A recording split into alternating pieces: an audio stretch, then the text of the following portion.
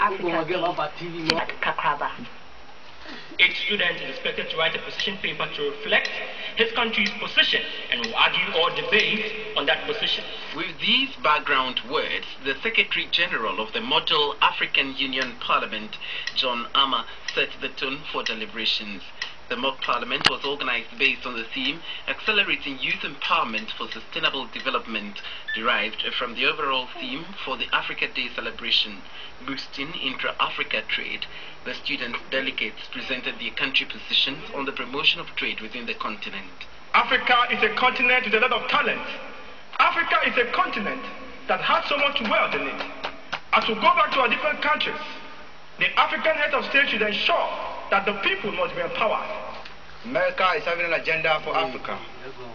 London is having an agenda for Africa.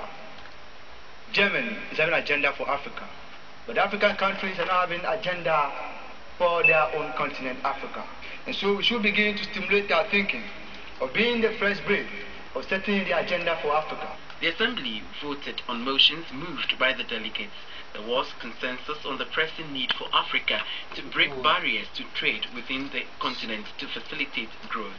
In his words of inspiration to the young delegates, the Deputy Minister for Foreign Affairs and Regional Integration, Mr. Chris Bodo, stressed the need for the youth to champion the cause of peace on the continent.